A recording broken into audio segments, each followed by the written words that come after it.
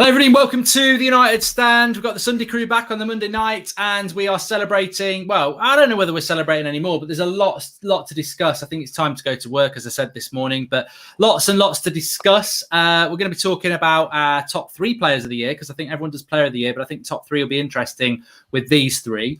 We'll also be talking about how we can improve, how good Solskjaer has been done, what's to come next season, what big decisions need to be made, and a few other things as well. But I want to start off with obviously a bit of topical stuff because it feeds into what I wanted to ask the lads anyway.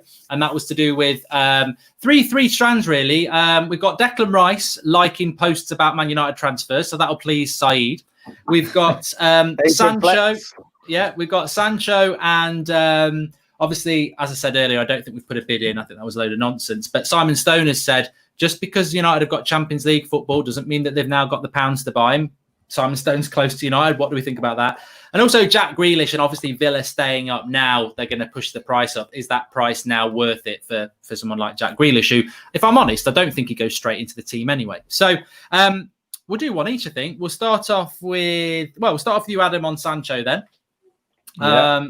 It's looking good. We're happy. And then Simon Stone has to go and pour a bit of water over the fire and say, just doesn't mean United have got the pounds to do it. How are you feeling about that? Yeah, just as little rumours come out and it does look promising, like you said, someone just leaks something from United just to make sure the price doesn't go up too much.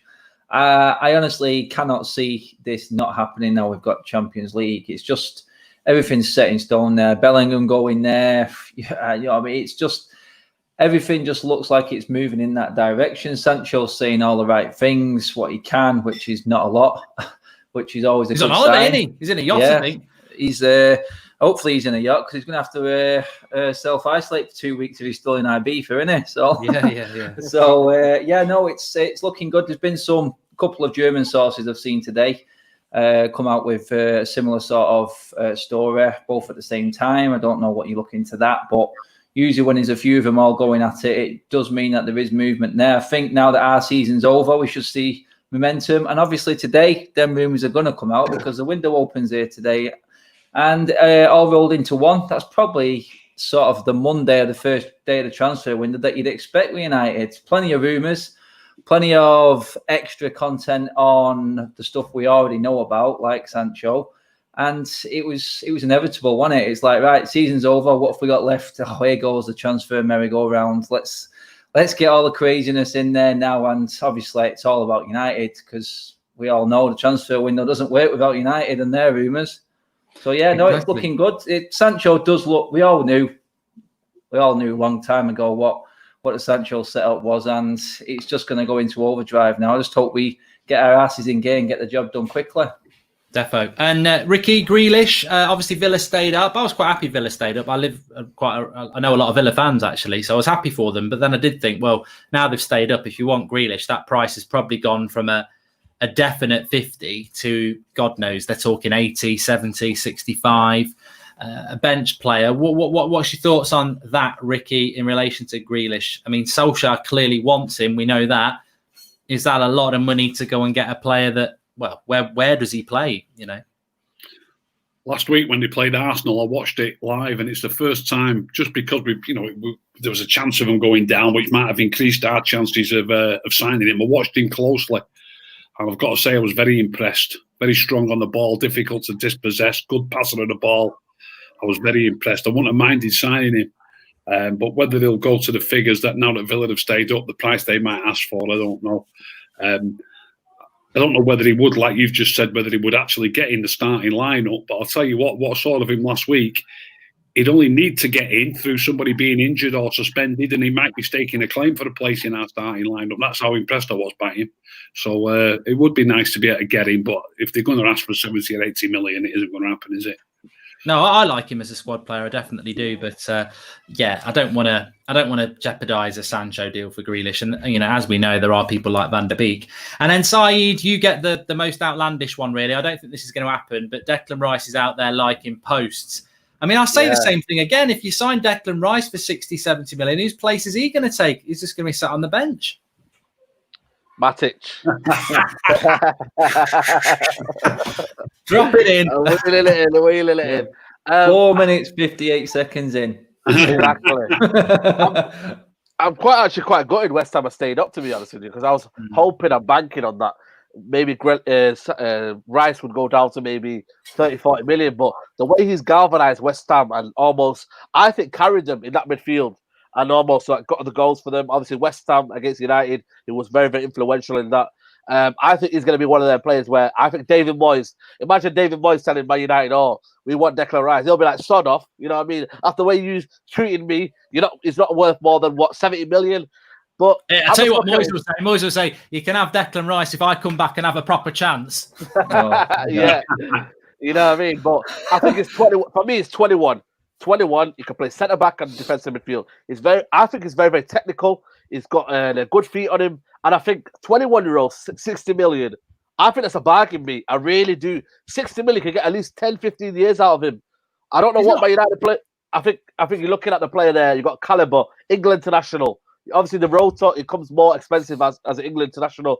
But I'm just looking at it, 60 million, Declan Rice. I think that's a bargain, me.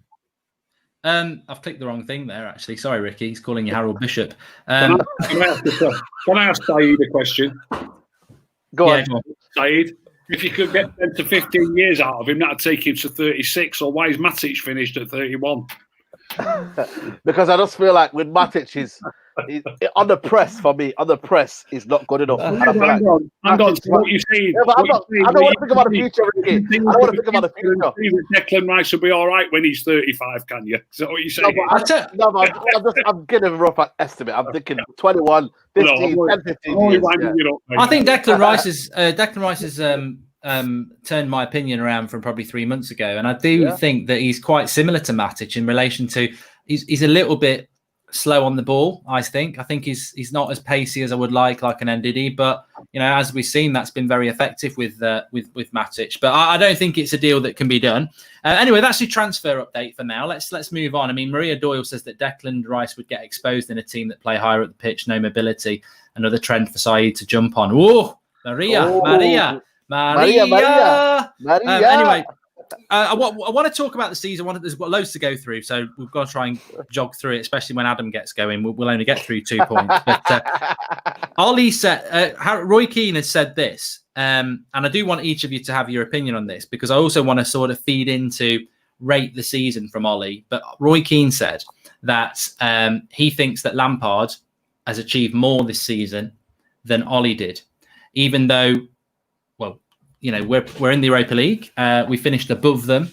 I think what he was saying is that he took on a team without Hazard. He didn't have a transfer. He's used the youth. He's had a very visible style of play from day one. What's your thoughts on that? We'll start with Saeed on this, because obviously your opinion on Ollie now. I mean, you're in, you're out. You shake it all about. What are you now? I'm still doubtful of Ollie. It doesn't mean that I'm Ollie out in terms of my mentality, and I'm not going to scream Ollie out now, because it's just one. It's got to start free, so I have to respect that. But in terms of what you said about Lampard, I think Roy Keane, I don't really agree on him on many stuff, but I think that's very, very valid point. I think Lampard got a team was very, very young, and to lose Hazard, it's like for me us losing, I don't know who was in our team. That's very influential. I think Martial. I think if we lost Martial, that's a quality signing for me. We lost that hold-up play. We lost that presence up front. I think, it's difficult to find a striker like Martial up front. So I get where he's gone about. He's come in there. He's been brave. He's gone in there and set a style and said, you know what? I'm playing the youth from the start. I'm not going to fuss about it. I'm not going to make excuses for himself. And to get where they are with that team, for me, I think it's an overachievement. I thought I put them outside the top five, because I put Man United, Man City, Tottenham, and Man United and Liverpool. So that was my top four. So for Chelsea to do that, to get an FA Cup maybe possibly, and European football, I think, you've got to give credit to Lampard. But then again, I don't think you can compare him and Ollie together. Ollie's doing his own stuff, and he's doing a different team, different, what's it called, expectations. And Lampard's on a different expectation. I wouldn't want to be Abramovich right now, because he'll sack anyone. So it's kind of an achievement that Lampard's still in the job right now. Adam, a few people have come out. I saw last night. It's the world we live in. Not everyone can just be happy. They have to be self-righteously happy. I was talking about it this morning, and they were saying that if you're ever Ollie out, you shouldn't be enjoying this. If you couldn't see what Ollie was doing back in the autumn, I mean, for me, I tweeted it this afternoon. I said, look, realistically, I don't really care about Ollie in or out. What I care about is the board should have got Bruno last summer, and then we probably would have finished above City, wouldn't have won the league. But if they did buy him, and if they hadn't have bought him, Saeed would be sat there with a big grin because we'd have finished sixth, and Pochettino would be coming in. So you did want Pochettino, though, didn't you? No, I want Pochettino, but I would have won it for the bad of the team, though. That's one thing I want to make clear. Like, I'm not a United fan at first. Like, you know what I mean? If Ollie does well, then United do, I'm happy. But what I seen in January, I don't want to cut off Adam, but I just see no ideas. I thought Ole Gunnar Solskjaer went backwards. He got away from what his beliefs was in terms of pressing. I just saw that game against Burnley. I saw Jack Cork and Westwood, Boston midfield. I don't know. I don't want to make that any clearer. Did Matic play that game? Yes, he did. I don't think so. Yeah, he did, And I think like that was a game where I thought to myself, this is Burnley here we're talking about. Burnley coming to our ground, Old Trafford, and winning 2-0 convincingly. We had no answers. And then I thought to myself, well, where are we going from here? And that's when I said Ollie needs to go. That was a moment. But obviously, in hindsight, when Bruno Fernandes comes in, it looks a different picture. So people need to... There's two ways of looking at it here. You know what I mean? Ole Gunnar Solskjaer before the Bruno Fernandes looked like a timid manager. When he comes in now, it's almost as if now it's like weights above his shoulders and he's looking like a stronger manager. But each their own, isn't it? Is it, Adam? Is it all to Bruno, or could you see what this was going to... Could you see this happening in October, November, December? Or do you think it really is... It needed that Bruno for it to happen? No, it needed Bruno. It wasn't... But, and again, Ollie was the one who brought Bruno in, so it's part of the job, isn't it? So... He's seen him. He said it. I watched the interview with Ollie, and he said, "Look, we scouted Bruno, and we all know it took us that long to win sign him. But we know they were scouting him since he was in the scouts, by the sounds of it. He must have been really confident at getting him, because for us to drag on this long, and how someone like Bruno did not go anywhere else is just crazy. It just shows you. Very close club. Went to Spurs. I remember listening to what Bruno said about that too, and he said he wasn't full. I mean, maybe it was because Bruno didn't put out the right signals for Spurs to think to sign him in terms of his hunger to play for Spurs, but he's shown plenty of hunger to come to United. And, without Bruno, it says it all, doesn't it? Since Bruno came in the Premier League, we're top. So that's something you cannot ignore. That's 14 games, well over a third of the season. And it was. Where do you think we would be if we hadn't brought Bruno in? I think we'd be down. I think we'd be like where Arsenal are, to be honest. I do. I think 7th, that sort of mark, because it's if you look at that underneath us, there's like hardly 3 points between quite a few clubs. Could have gone either way, but like I said, the goal difference plus 30. This is a lot down to Bruno, because that goal difference shot up since he came in. The amount of goals we're banging in. And but you can't take that away from Ollie still. Part of the manager's job is to bring in the right players. And that is the best bit of his. He has brought in some good players, and he started to change the mentality. Whether or not the style of play is there yet, it's still arguable. We do need a better squad. We haven't got a plan B when things are going wrong. If a certain player went missing, like the lad said, Martial goes out, Bruno goes out, then I do fear for us a little bit, because the creativity, the standard drops massively when players like that drop out. And it's the same for any team. But you're talking about bringing in a Grealish, a 60, 70 million pound player. I mean, City have got Mahrez and Bernardo Silva sat on the bench. You know what I mean? What are they worth? This is the levels that you need to be at to start closing that gap down. And you can't really say it was just Bruno, but it's a massive part that Bruno came in and got us where we are now. It's as simple as that. The facts don't lie. Stats don't lie. And Ricky, for you, the season in general for Ollie, now that it's over and we're going to have a very quick turnaround, I think the Europa League becomes more enjoyable now that we've got no pressure there. I think this team playing without pressure could go and win that now. But next season's coming up. It's been an odd season. It's been the longest season ever because of COVID, but it's also been a weird season for United. What's your feeling? What's Ricky's review of the season in a Well, it's been up and down during the season. It's been more up near the end, and you're right. Obviously, it has been more up since they signed Bruno. I can lead into what you just mentioned, that Burnley game where they lost 2-0, and I understand your question, did Matic play in that game? But despite signing Bruno and it going better since we signed Bruno, I can't stress how important it is that all the players in the team are good players. And the Burnley game's a perfect game to pick, because Matic played, but his partners were Pereira and Fred. So I believe in that game, if it would have been Bruno with Pereira and Fred, we probably still would have got beat. You've got to have more good players. You've got to have more good players. So he's had a bit of bad luck with injury. We've discussed this before. We might as well not discuss it between each other again now. But he should have been picking Matic earlier, in my opinion. So that was a mistake by him. And to be fair, I'm going to jump in and I agree. I've been thinking about this the last couple of days. I mean, I do wonder why he didn't pick Matic between August and December and stuck with McTominay and Fred. And now, I mean, bloody hell, what a decision that's turned to be, because those two players, they look absolutely gone. And it's Matic who's... I thought Matic was terrible first half against Leicester. I gave him man of the match nearly second half. I saw him pointing the team forward, pushing them forward. I was like, this is brilliant. I don't know why we didn't do this against West Ham or the first half, but second half, Matic changed the game for me, pushed the whole team. Yeah. He wanted the ball. First half, I thought he was bloody dreadful again. But yeah, I mean, going back to you, Ricky, there, I mean, I do agree with you on Matic, and I don't understand why I didn't use him between August and December. Well, Matic came out, sorry, Ricky, mate. Matic did come out in an interview and say he got the trust of Ole. He had to work to get the trust of Ole. So something clearly wasn't right. Maybe lost it at the end of last season. Yeah, something wasn't right behind the scenes, I think, which is why. But obviously, Matic... Well, he was liking social media posts. It just dropped into my head. Then we dropped him for the Southampton game, and someone said we missed Matic for that game because we drew. And I think he liked the post, didn't he? And I remember saying, "Get him out of the club. That's undermining the manager." So, I mean, an issue. Maybe Ollie didn't like that, and it took a bit of time, Ricky. Yeah, perhaps. But like I say, that was whatever was going on. He wasn't picking Matic often enough. Obviously, Pogba was out. Obviously, Bruno didn't come until the new year, so it's all fell nicely for him. I don't like saying, but it's good. It was good. It was lucky that somebody got injured, but Matic only got in the team because McTominay got injured. Maybe we still would have been okay with McTominay, with Bruno and Pogba, but we did try that against Spurs. Oh no, Pogba come on as a sub, but he did, for whatever reason, he dropped Matic again against Spurs.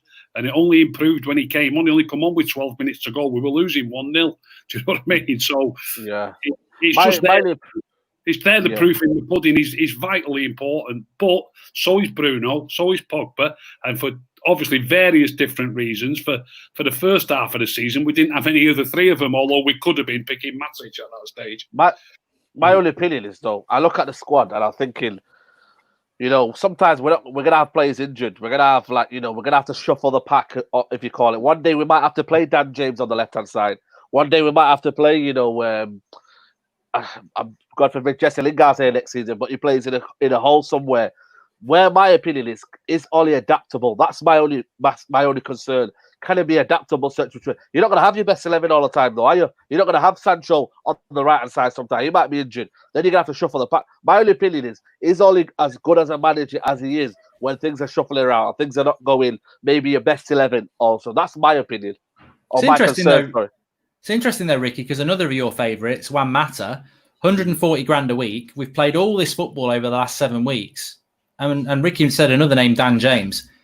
I mean, we've just not used him. It's not a criticism because we've got third place, but it just shows you that he hasn't rotated the squad a lot over the last few weeks. He's had to rely on, what is probably an exhausted Matic, an exhausted Harry Maguire, Wan-Bissaka.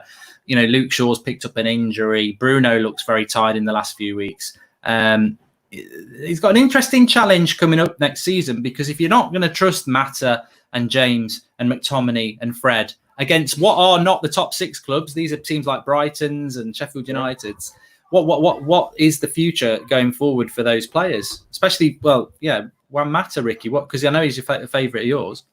I think Juan Mata's a really good player, and he's still only 31 now. I think if he played.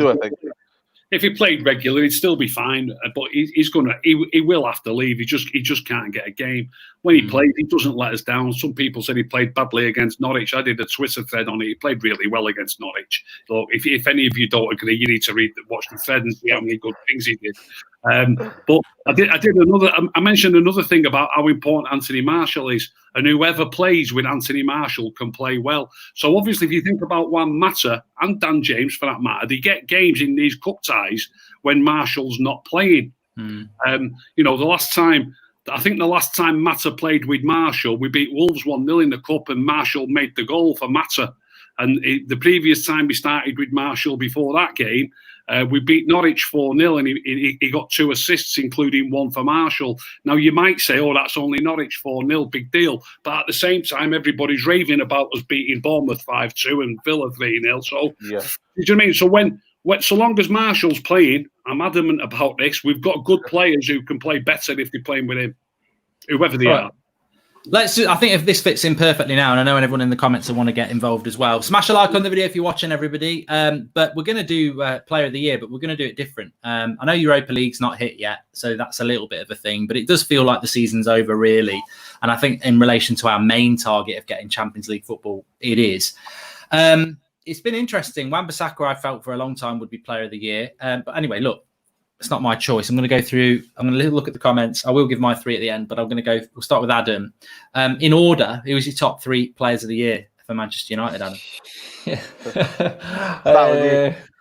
God, it's because of the lockdown effects as well. It did change. It did change. I'm not going to lie. I hear the shout for Wan-Bissaka. I really do. But for me, I talked about this the other day, and there was some players in that United team that really improved and just got better and better for me. So I went with in order of first. I went with Bruno. I'd never seen an influence like it. I can't get past it. I really can't. Then I went with most improved player because he nailed down the number 9 position. He made that position his own in Martial. I thought he was immense for us this season. And then I went with Marcus Rashford under him. That's why I went. I went with our all-out attack because I thought Rashford carried the goal threat early on the season. But I thought Rashford and Martial both were massively improved. I think I give a bit more plaudits to Martial in the end because you know what? There's no one in that team now who gets that number 9 spot. Everyone comes behind Martial. And that was... Gary Neville said yesterday Mason Greenwood's having it in a year. I understand Mason Greenwood. And to be honest, Mason Greenwood probably is Martial's biggest threat going forward as a number 9. Igalo came in and Martial just went, sorry, son, you've got to join the queue. Igalo who, innit? He's up his game again. And you know what? His hold-up play, it was always good, but he's got better this season. And he's got better week on week, Martial. So he's only not there right at the top because of Bruno for me. The influence of a man coming in and changing the season the way he has. And like we said, they touched on it before. People say, yeah, it's only 14 league games. But 14 league games to be top of the league and then 14 league games, it just shows you exactly what an influence he's had on everyone around him as well. And like Ricky says there, Martial playing with other players makes everyone else better. It's clear that Bruno has exactly the same effect. He's infectious, and it's been brought up a few times.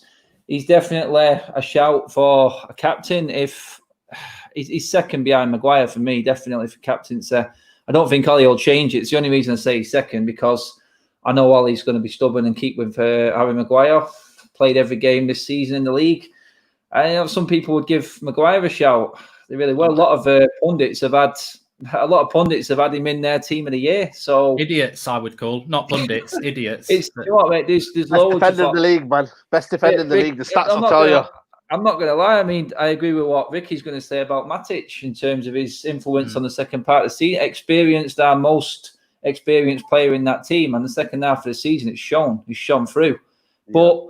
I honestly just cannot get past how much of an effect Bruno's had on this team, and he's one who'll take us to another level, and we've got years to come with him as well, which is good. So yeah, Bruno, I'm going all out attack. I know there's been good defensive performances, but I just feel like where the money shots are, I think that's where we've been different. And like I said, our front four yesterday, if you include Bruno, scored over 70 goals between them this season. 70 goals between 4 players. That's massive. That's massive. We don't get that normally, not over the last 7 years. And now we've got something to really build on now, I think. I think we can only get better. Add someone like Sancho. Wow. I mean, look, there's people in the live comments saying Fred deserves a mention. Obviously, my boy Luke Shaw deserves a mention. I just want to say, well, Saeed will get him to talk about it. Ricky, I presume this is going to be quite easy. They all begin with MA, and it will be Matic, Martial, and Mata.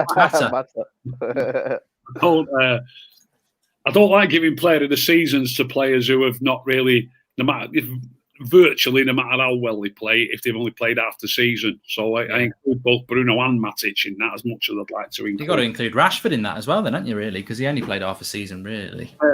I wouldn't say that. He only missed about 10 games while he was out injured. I mean, Marshall missed 9 games when he was out injured. So, I don't think you can say that's half a season. Do you not think with Rashford, though? I mean, just to pick up on Adam, and obviously it's Ricky's as well. I remember Rashford started the season very badly for about 6 weeks, and I don't think he's been very good since lockdown either. I know he had that amazing 3 months, but I'm just saying he's not in my consideration. He's not in mine either. All right. Ricky don't like Rashford. I don't think he's been playing well most of the season. The fact that he scored some goals doesn't wash with me. Somebody else will score them if somebody else plays. Ooh, I wouldn't go that far. I think he's a good player. I just said he's missed half of it. That's all. No, Ricky doesn't rate him. So I just want to touch on what Adam said there, by the way, about 70 goals between the three of them. Obviously, once we get past what they call LASK, I mean, the season's not over yet, so there'll be a few more goals added to that. Probably. Yeah. True. It might be 75, it'd be 25 apiece on average, wouldn't it? Is that hopefully. That's what we want. So between Bruno and the front three. Right. The front four, yeah. Bruno. Sorry, I missed that bit. Yeah, my top three, I would have to give Marshall's definitely my number one. I mean, number 2 and number 3. I'd have to give a quote of looking at Harry Maguire. He's not missed a minute in the Premier League, has he? You know what I mean? And I think that takes a bit of time. He's not. Look, I'm not his biggest fan. I'm really not. But I think Lindelof's had a better season than Maguire. I think Lindelof's. Come on, now, dude. Come on, man. Mark, sorry. Man of the match yesterday. When we needed a leader, it wasn't Harry, it was Victor. But that's what I say. Each to their own. I don't think we can compare them. With saying that Lindelof's at least equal to Harry Maguire. But I've just realised that Maguire, A, is the captain, B, he's played every single minute of every match. Yeah, and I don't think you should ignore that myself. If somebody's played a little bit better in some of the games that he's played, it's a bit, toss of a coin, if you like. So I'll go. I think that's stupidity, though, because I think at times Harry Maguire has looked absolutely off the boil. His concentration's not been great. I don't think it's a pat on the back that he's played every game. I think it's bordering stupidity. I think he's played too much football. Too much. Mark, if we look at the stats, though, Man United conceded 54 goals last season. You know how much we conceded this season? 37. So, yeah, but we've been playing with 2 centre defensive midfielders most of the season. Tactics dictate that. Who was your third place? Anyway, Saeed, you can wax lyrical about. You can lube yourself up for Harry in a minute. I'm going to include Maguire in my top 3, and I'm also going to include Luke Shaw, who I think's had a great season. I'll agree with that. He's also been switched this season, I think, for the first time ever, into a centre back on a few occasions. I don't remember seeing him play. It is, first. And he's done really well there. So I'd probably go in that order. I'd probably go Marshall, then Luke Shaw, and then just about Harry Maguire. And Saeed? Yeah, I'm going to go Ricky in himself. Yeah. Sorry, so it was Martial, Shaw, Maguire. Then Maguire. Yeah. Okay. Yeah. And Saeed? I'm going to go with first. I'm going to go with Adam. It's going to be Bruno Fernandes. For me, if we didn't sign him, I don't think we get top 4. And I think he's just installed a kind of mentality in the football club where everybody's become a winner now. Like every single person has become a winner. Everyone's fighting for the same cause. He's installed that kind of the bridge between the defense and the midfield and attack. It's unbelievable. Second, I'm going to go with my guy Harry Beckenbauer. You know what I mean? I thought if United don't have Harry Maguire in this team, I think Man United are about 8th, maybe. Second. Honestly, I just feel like if we had Bailly, and Lindelof. No, honestly, look at this. Though, if we had Bailly and Lindelof, I reckon Bailly would have been injured. No disrespect, I love Bailly, but he would have been injured. Who would have we put on that position there? Can someone tell me? What? You know what I mean? Would have been what? Phil Jones? You know, he's not Phil Jones. Absolutely awful. Like the guy has installed a kind of a calmness in our defenses. We're conceding less goals. Sorry? I don't think you should take into account At that point, but I'm just thinking, like, imagine he wasn't there. It's the sort of thing that gets Saeed to sleep. That what would we do if Harry Maguire got injured? He's probably writing a book. It's got a whole series. Harry Maguire, what happens? I just think we got to respect Maguire more. I think with him in our team, we look better. That's going to be my second person. Do you rate him as a captain? I don't want to ask you. Do you rate him as a captain? Yeah, I think he's a leader. I think he's an absolute leader. Absolute leader. You know what I mean? He'll get better. Next season, we get Koulibaly in there. Oh, my God. You know what I mean? It's going to be madness. But, yeah, I'll put him in there. Hey, I reckon about 60 million. I reckon he gets about 60 million. I've heard quotes about his worth about 60 million. And then I'm going to put third, which I think is a bit harsh. I want to put him second, but I thought, yeah, I'll put him third. Martial. I think he's been unbelievable. Like, you know what I mean? I'm not going to lie to you. You know what? Yeah, I'm going to confess a little thing, yeah? But under Mourinho, I was saying to myself, is there a possibility we cash in on Martial? But now it's almost like proved me wrong now. It's come to a level where I think now he's a Man United mainstay. And I feel like is that credit to Ollie as well, Saeed? Yeah. Well, he's been doing well. I think he's found form in himself. So you got to give it to Martial for me. So that will be Bruno Fernandes, Harry Maguire, and Martial. I just want to say, Adam's just prompted something in my head that I said around. Even when I was like, I don't think Ollie's the right man. I always did say, you can check the videos. I think his biggest success this season, Solskjaer, has been Anthony Martial, because 100%, somebody who watches football, and I know we all do, I saw this season Ollie's influence on Martial. He's turned him into a striker. He has. He's made him occupy the penalty box.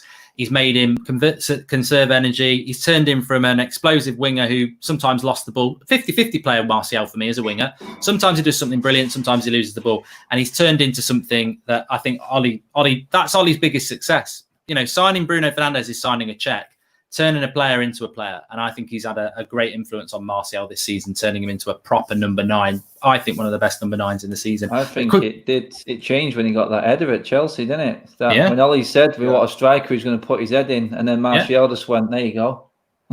I mean, look, I was watching Match of the Day yesterday and I forgot about that goal. Was it Newcastle or Watford, wasn't it? Where the ball got knocked to him and he did the little skill and then he flicked it over the keeper. I mean, and the goal against Newcastle was good as well. He's got all sorts of goals in him. I got quite angry last night when I don't really know what Gary Neville said, but I know he said something along the lines of Greenwood's going to force Martial out. And I know Gary Neville's been a bit negative about Martial in the past, and I don't think he was being negative. I think he was just talking up Greenwood. But I'm like, no, I don't care how good Greenwood is. Put some respect on Anthony Martial's name. I think he's going to get better and better and better. It's crazy up here in Manchester, mate. I mean, Ricky Saeed will tell you, there's still a hardcore of United fans. When you hear him on the radio go in, still doubting what Martial's got. Yeah. They still doubt it. It's crazy. Sometimes, even when he's had a great game, oh yeah, he's doing a little bit better now. I'm a bit happier with him. Shut up. He's playing brilliant. I know this is going to annoy some people, and look, I love. You know, I'm surrounded by 3 Manchester fans here. So, you know, obviously I love fans from Manchester, but I do think there are some, and they're probably a minority. I think if Martial was from Salford, they'd bloody love him. I genuinely think it's the same with if Pogba was, and Pogba sort of did come through our youth, but I just think people get infected by mainstream media and pundits. And I think because they've said Martial's lazy, this, that, and the other, I think it infects their brain so that that must be it. Because if you've watched him this season, and look, my top 3 very quickly, I think the only player that's made it into everybody's top 3, because Bruno didn't make it into Ricky's top 3. I've gone with Bruno number 1 because for me, he's the Cantona of this year. I mean, I remember Cantona coming to United and he just gave that team the belief, like Ricky said. Yeah. Cantona didn't make us win a title on his own. He just made the players around them better. You know, everybody performed better. And I think Bruno has made Luke Shaw better, Martial. Everybody has responded to having a proper number 10, and they didn't have that before. So Bruno number 1, Martial number 2 for what we're just talking about. And for me, I am going to keep Aaron Wan-Bissaka in there. I do think a season is August at the end of the season. And I think that Aaron Wan-Bissaka had this nailed on before lockdown. And unfortunately, after lockdown, he's just dropped off a bit. But for a new signing, £50 million. You never hear rivals going 50 million down the drain. I think he's been a fantastic signing. I do want to, I want to give him a shout out. I think Fred was a little bit unlucky, but ultimately he's just been swallowed up by better players.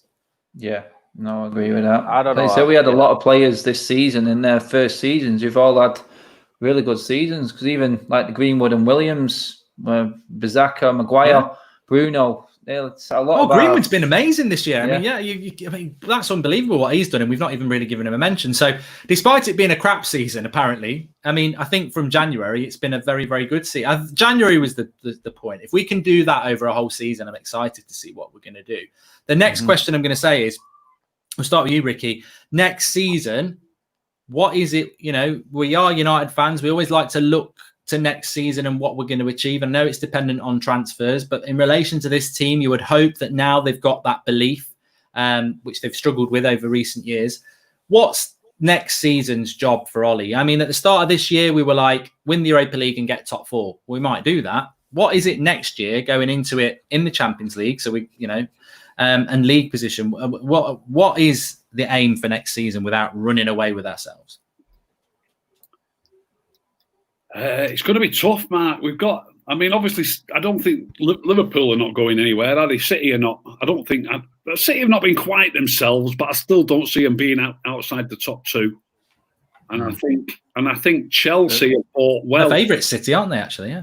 Yeah. I think Chelsea have bought really well. I've watched that Werner during lockdown. He looks fantastic. They've already got Pulisic, but he's only 21. He looks fantastic. Ziyech's good. Good. Have they got Havertz, or is that in the off? They will get Havertz. I think they need 150 million on that keeper and back and defence, though. I'm pretty confident. I'd have money on it that those 3 are finishing in the top 4 next season. So there's only one place. If I'm right, there's only one place to go for. So I think, I hate being negative. I'm just saying how I see it, and I'm looking at the other teams. If somebody was to say to me now, you can finish 4th next season and win a cup, I'd probably take it. And what about Champions League? I mean, should we be looking to, English football, I still think is the premier football at the moment, which will prove in the Europa League. And I think City might win the Champions League. So I've just been negative for a minute. So now I'm going to be so positive, it's going to blow your mind. I think we've got more chance of winning the European Cup than we have of winning the Premier League. You're probably right, yeah. That's not a bad shout. It is a competition. If you just do your work properly, you should get through the group stages. There's usually 2 teams in it that you can beat, so you should get through the group stages. If you do that properly, there's always a couple of weak teams in the last 16. If you get a little bit of the luck of the draw, I mean, we might be one of those teams. If you get a little bit of luck of the draw, you could be in the quarter-final. And I'll also add to that only last season Spurs got to the final with at least as good as Spurs, or virtually as good as Spurs were. Maybe we could be a bit better this season than them. So I don't think it's impossible if they really go for it and have a little bit of luck in the draw. I won't say win it. I'll say like Spurs did, get to the final. But if you do get to the final, it's anybody's game, innit? Yeah. Is that good enough next season, Adam? 4th in a Champions League quarter-final? Do you think that's realistic from what Ricky's saying there? I mean, we've had fans a few weeks ago saying we're going to win the league, and but I think maybe that's your shout. What do you think's what's your expectation next season? Yeah, it's Ricky touched on it there. I mean, the Champions League, the best 2 teams in Europe at the moment are City and Liverpool.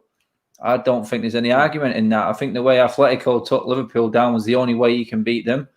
And they pulled every dirty trick, classic footballing trick out of the book just to beat Liverpool. So we have held our own this season against the best in Europe, in my eyes, against City and Liverpool. So there's no reason why we can't win the European Cup. Like Ricky says, you get a lucky draw going through into the last 16. Then when you get into them quarters, everyone can bottle it, and everyone, including us. I'm not saying we wouldn't bottle it, but you know what? In knockout competitions, we've usually got a decent record. In terms of the league, I would go for a points sort of target. I'd expect us to try and close the gap on points wise to City and Liverpool.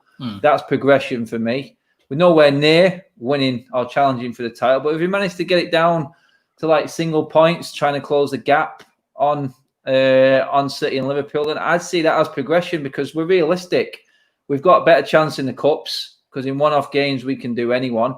But overall in the league, I think City's and Liverpool's squads are just that much stronger, and we're still trying to build ours. But it does come down to what Ed Woodward does for Ollie in the transfer window. The improvement in the squad needs to come first for any of that to happen, because if we've got the same team, I do see us languishing around the 4th, 5th spot again next season. It needs improvement.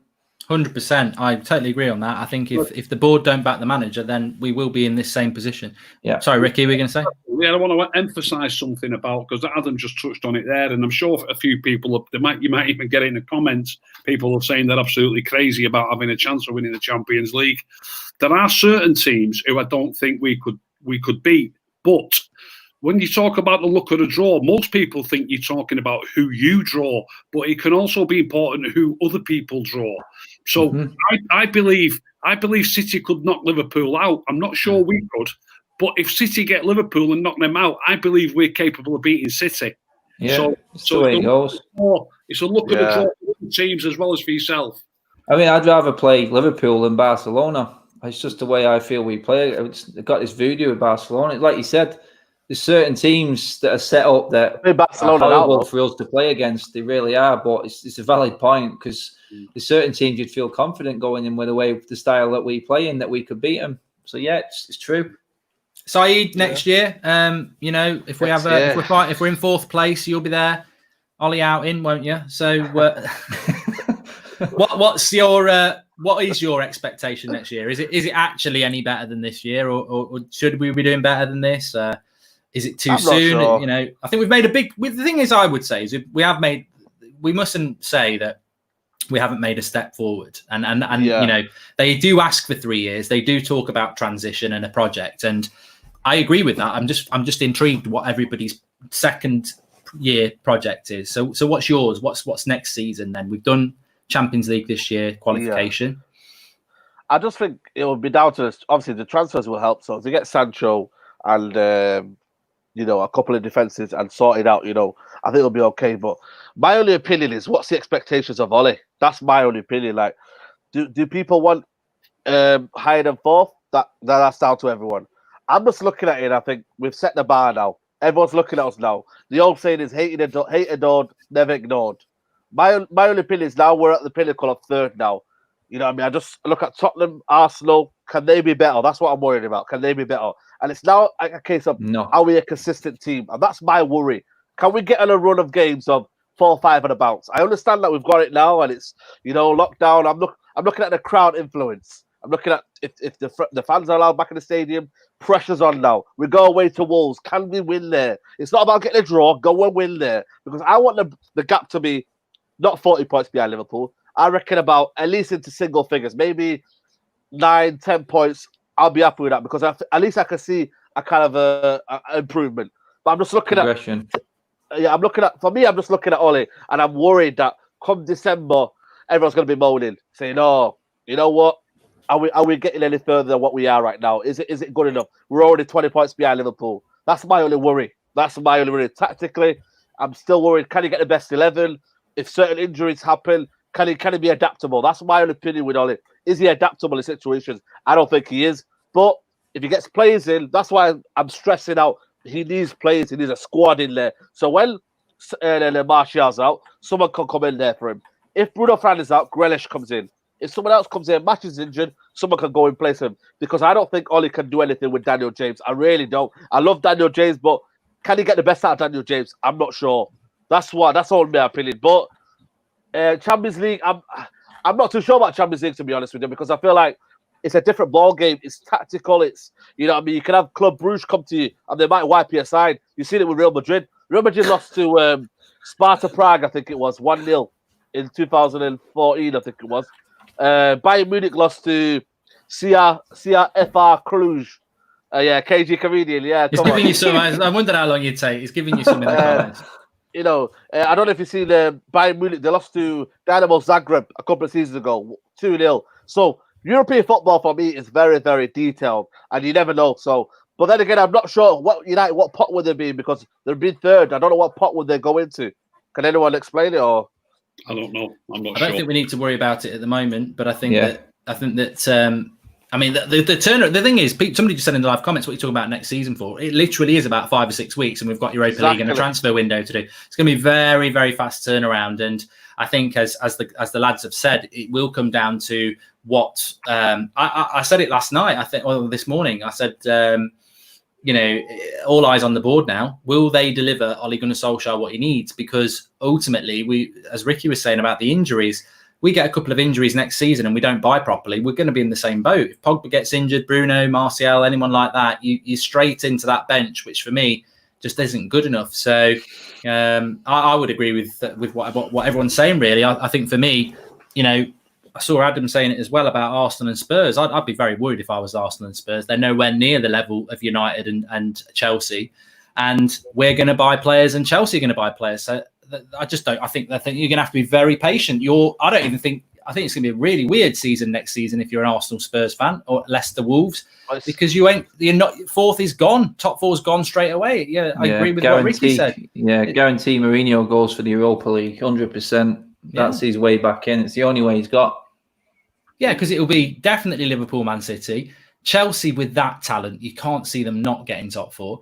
And, as I said, United, we want to go up a level as well. So we're third. We've got to try and close that gap. That's all we can do. So I think the top four, should be absolutely nailed on. But it is all about improvement. We've spoken about that. Obviously, we've spoken about Sancho and Grealish a bit, but that doesn't mean that that's what we would do. Improvement-wise, start with you, Adam, this time. A lot of people talk about centre-back. A lot of people talking about beyond Matic. What have we got? Obviously, strikers have been mentioned. The right wing for Sancho. The left-back position. I mean, for me, Brandon Williams has had a good season, but I've seen in the last couple of games, I don't know. I thought he had more of a left foot. He hasn't got a left foot. He's totally right-footed for me. So I think he's got a good future, but it should be at right-back. I don't like the imbalance of a right-footed left-back, and I think Rashford has struggled because of that. We can't get all these positions. What improvements do you want to see from United over the summer that we desperately need to improve for next season? Yeah, I'm not going to change from what I said before. I do think holding midfield is an essential beyond, because we lose the one player in Matic who is ready for that role. You could say Fred and McTominay, but to be honest, next season we need to move on. We've sort of not got time to sort of mold players in. They're good squad players to come in when we need them, if we're going to keep that many. But centre midfield, definitely a striker. We do need cover when Igalo goes, because we lose Martial, but don't think we've got another number 9. There's Greenwood there, we said that, but then who goes on to the right-hand side, which takes me to my next spot, which is attacking right-hand side, which Sancho comes into. So for me, I do understand the shout now, though, for the centre-back. I really do. I've seen frailties there, and that has sort of swayed my mind a little bit over the last few games, but then again, I see a performance like we did against Leicester yesterday, when we give absolutely nothing away because we was all switched on. I just feel like defensive-wise, I just think we're massively hampered by injuries year on, year out. We've got a centre-back there now who seems unbreakable in Harry Maguire. We do need to build the defence around Maguire for me. So if we are going to go for that defensive player, I probably wouldn't go left. I'd probably go centre-back, prioritise that even more. And I do think there's players out there. It's interesting how everyone's saying Ake's a no-go, but City have already made contact with Bournemouth. So if he's good enough for Pep, it's a tough one, isn't it? It's system defender, though, Adam. System defender. So don't go with that system stuff again. Enough of that on the player. Get KG back on here now. KG, if you're watching, get back on here. What is a system defender then? Is that don't get him into it, mate. Oh, right, okay. He's gonna go on. I mean, you just proved your point, though. You proved your point, Adam. Though you said City are buying him because he fits the system in terms of how the centre backs go wide and split. Style of play system. I think style of play comes in together. What we all saying we need at the back, someone who's a bit more agile, a bit more of a faster centre back. Is that what we need? Definitely. Yeah, I agree. I think that's the only. The centre back issue for me is just very simply we need somebody who's a little bit. I mean, Ricky will know this. I'm sure Adam will know this. I don't know about Saeed, but I had someone saying to me this week. In fact, it was Draughty. I was talking about the lack of pace at centre back. And he went, well, was that not what they said about Bruce and Pallister? And yet they won titles. I said, Draughty, shut up. Yeah. You're not old enough, because Pallister wasn't slow. He used to get played at right back for England. Yeah, he was fast. I remember Ricky will remember it, the interview back in the old European Cup days. I think it was around about 94 when we were competing then. And Steve Bruce had an interview, and they were saying the foreign team who were playing against, I can't remember who it was, said they were looking to attack United's frailty and the speed at the back. And he said, well, Gary Pallister is the fastest player at the club, so they must be talking about me then, because they're not getting past Pally. So Pallister was rapid. If you was there live watching him play, he was scarily quick. He's just tall, wasn't he? I mean, Graham Taylor was a bit of a prat as England manager, and playing Pallister at right back was probably not the best thing to do. But he was quick, and that it would be like putting Harry Maguire at right back, wouldn't it? You just would never do it. But Pallister was quick. But yeah, that's why I would go for a centre back, Ricky, because we need somebody with pace next to. It's just about having that partnership that is very important. But yeah, what areas are your sort of priorities if United are going to take that next step? If we're going to get Sancho, which a lot of people seem to think it's nailed on, I think that's a good signing. I watched him a couple of times during lockdown, and I like him. Intelligent player, quick, good touch. He doesn't look to do difficult things. He really looks like a proper footballer to me. This is music to my ears, Ricky, for next season fan cams, because I can't be doing. If Ricky takes a disliking to someone, he's going to get absolutely torn apart. So. He looks a proper footballer to me. I mean, hopefully he plays in the same. Got the Ricky seal of approval. Sancho, you'll do. If we do get him. But if we do get him, I believe he'll strengthen us, whether we put him on the right or whether we put him on the left. I think he'll strengthen us. That left spot's up for grabs, really. Did you notice it yesterday, the interchange between them yesterday? Because all three of them were in all three positions yesterday. I don't know if Ollie's tried bringing that in, because you see Mason take up that position as well, and Martial at times as well. So, as you said, like Ricky says there, if Sancho does go across, then we've got options all the way across, haven't we? Different systems. If he plays the same formation next season, and let's say we've got, if he's going to stick, like at the minute, you can name his team, can't you? If everybody's fit, Shaw's in at left back when he's fit. The front three: Greenwood, Marshall, and Rashford. You know what the team is when everybody's fit. So, is he going to do the same thing next season? Obviously, as the season goes on, it'll rotate a little bit. The odd rest here, the odd rest there. It'll change for cup ties. But is he going to have a team in his mind that is his best team? And if so, what will it be? And if we sign Sancho for all that money, he'll be in it. Marshall will be in it. And I'm not sure who the other place will go to. You think that's where Pep failed this year? Because he's had a bit of chop and change. Injuries have been, but like Klopp, you can guarantee. But I couldn't guarantee the City team, me. I just don't know who he would play. I don't know who the best team would be for City now. It's a fair point, actually, because we've done good because we know. And I think it's the first time in a while we all know who our best team is, because we've not been able to do it for a while. For me,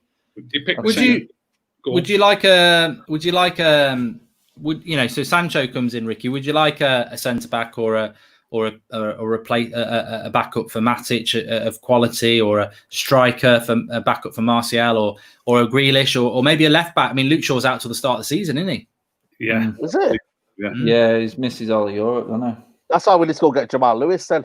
I called it. I don't know if you commented on your Matt Goldbridge, but I would put Brandon Williams out on loan, and it sounds wild, but I think you could do with competitive football and play week in, week out, and then I would go get Jamal Lewis. I want a left back who's got a left foot. I think, Brandon Williams was picking up the ball almost 20 metres in from the touchline against Leicester. I don't know whether everyone noticed. That was tactical because he's right-footed. So they didn't want him to give him the ball on the touchline because he's only got one way to go. So they were telling him to tuck inside. Because a lot of people said to me, Brandon Williams, you'll never know what foot he is. He's actually right-footed, but he's really good on his left. I'll tell you what, the last few weeks, we've hardly seen him use his left. So right foot, doesn't he?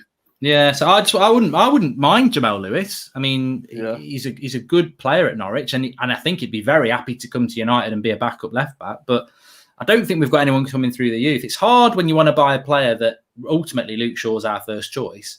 But I can't think of anyone who's got a left foot who can back him up. I'm not sure who we've got who can back up Luke Shaw, but Williams isn't doing too bad a job. I take your point, but he ain't doing too bad a job. I wouldn't. No. I won't lose it. If it looks like Luke Shaw's going to be fit, I won't lose it too much sleep over having Williams as a backup player. No. Fosu Mensah's not been too bad when he came in for a couple of games either. So Maybe Williams as cover for Wan-Bissaka in the future if you're going to push that left side more. I think Darlow's times are numbered now. So, you know what? I don't like versatile players.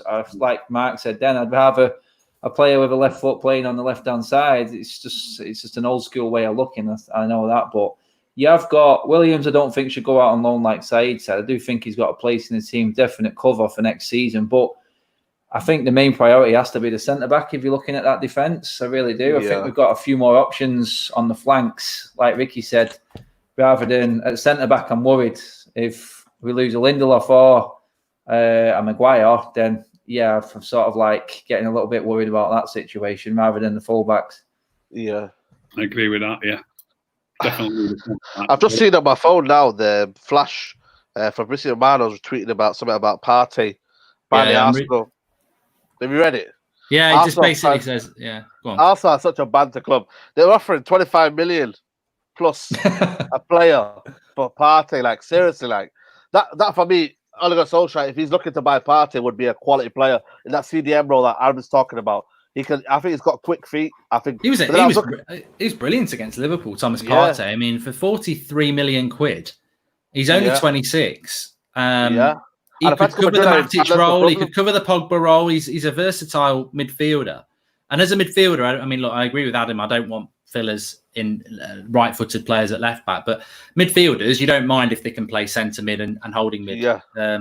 Also, Atletico Madrid are in financial trouble. I don't know if you know, but they're in financial trouble. Obviously, the lockdown hasn't helped or whatnot. And I feel like they're looking to. I think they're selling All Black. Apparently, they're looking to sell Gimenez. Gimenez won't be a good shot, wouldn't be a bad shot, but I think we need a more quicker centre back.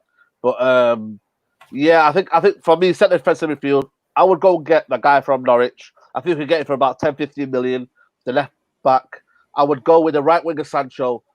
I'll go with either Grealish or Van der Beek, but I'm also going with Grealish. I think he'll be more. Grealish? Who's Grealish? Grealish.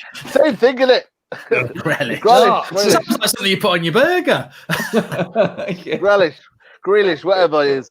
But and I'll probably go and get for me, it sounds crazy, but I'd probably go and get a forward kind of player that maybe play alongside Igalo.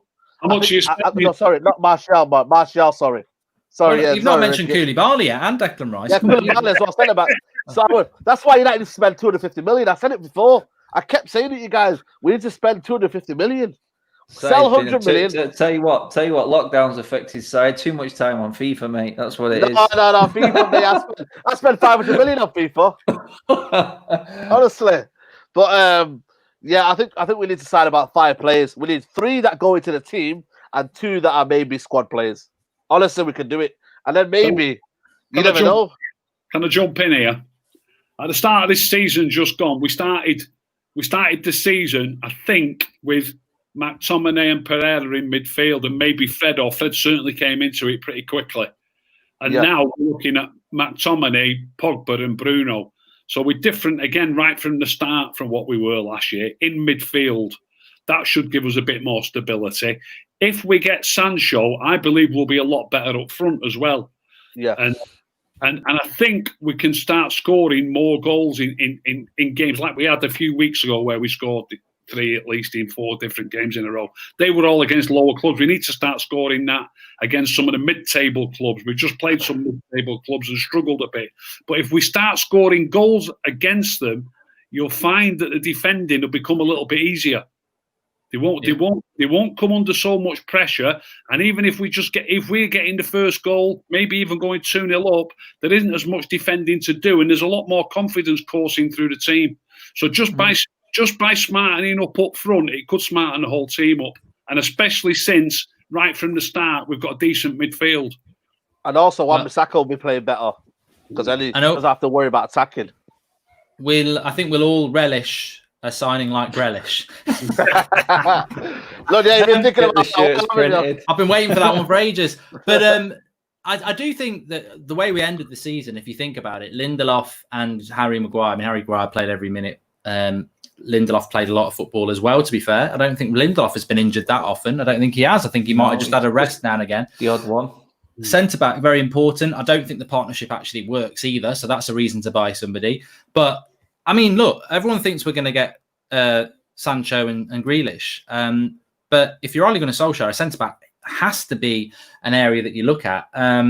We've spoken about it before, Ricky. There is a centre-back who we own, who's over in Rome at the moment, who I think if we haven't got the money, it might be worth getting him back in the office and saying, look, Chris, I will give you a bit of first-team football, because I know a lot of people don't like Smalling, but I think we desperately do need some cover at centre-back next season. And you can't rely on Jones. You can't rely on Bay. It doesn't look like we can rely on Twansebi. We don't even know what Twansebi is going to be, and he's been out for a year. It'd be interesting to see what we do in that centre-back area, Adam, because what I was just thinking about then when Saeed was talking, we're a Harry Maguire or a Victor Lindelof injury away from being really in trouble in the centre-back positions. No, massively, mate. Massive. That's the area, isn't it? You look at it and you go, that's probably our most injury-prone area over the last few years. And we finally stumbled upon a decent partnership in that sense that don't get injured that much. But then the quality's not completely there, even though we are third best defence in the league this season. It's just, I think, in the end, he's going to have to go down the route of looking, right, can I get rid of Jones, Rojo, and inevitably it looks like it's going to be Smalling, doesn't it? Because that deal looks like it is already happening. So yeah, I think if he is looking down that road, then he must be looking at bringing another centre back in, because you probably get enough money out of them to actually go and buy a decent centre back. And then does he trust Twansebi, like you said, then to actually stay fit? Because then you've got another issue, another problem. Is that going to be enough cover? Because like you said, one serious injury, like a Luke Shaw injury, for instance, and then you sort of like, oh, hang on a minute, a few months out of the season, that could just completely derail us and the whole running. That massive issue for me, yeah. Definitely. Well, we've reached the end of the show. We've flown through lots and lots of stuff there. And look, I'm just glad that we're all sat here talking about next season and not having to worry about this Europa League thing. And it won't be long till it kicks in, but I think we can enjoy that. And, it'd be interesting. We'll probably talk about that next week, actually, about how we approach the Europa League and, whether we should be resting some of these players who are knackered. We have got a wider squad. What do you do with that wider squad, like Mata and James and McTominay and Fred and Igalo? That's half a team there that's not played any football. And do we need to win the Europa League? I'd like to. You do? I want to win it. I just think mentality of the players. I think to win a trophy, I think it's all a bit about winning trophies. And I think even for Ollie, just for his sake, to get his first trophy, I think it's massive. But these players, they do need a rest, and we're going to go into a brand new season. I think 2 weeks and then an extra week when we rest them for the last game. I think that should be enough, because then we're looking at pre-season, aren't we? And then we're going to play them for pre-season, aren't we? And it's one game as well. One game each, isn't it? No 2 legs. So. Yeah, you're right. We'll see. Anyway, I'll do the round robin. Thanks for coming on, Ricky. Rick the Red UK on Twitter. Thanks for having me, mate. Cheers, pal. Adam? Yeah, we're in the Champions League. The Sunday League show will continue because we're playing Wednesday and Saturday. It's Madrid United on YouTube. All my other socials are there. Yeah, I'm taking up. Yeah, I said this the other day. Thursday nights are free now. I'm going to start doing that yoga course I wanted to do. And Saeed? Yeah, United Central on YouTube. Yeah, catch me on there. And yeah, we go again. Champions League football, eh? Yeah, I know. Can't wait. I'm so happy. So happy. Don't ever want to play Thursday football again, but I did say that last time we won it. So, you never know what's around the corner. Let's just enjoy it, and let's hope that the Glazers open that checkbook. I think that's the next important thing over the next few weeks. Smash a like on the video, everyone. And obviously we'll be back tomorrow. And thanks everyone for watching. Speak to you all soon.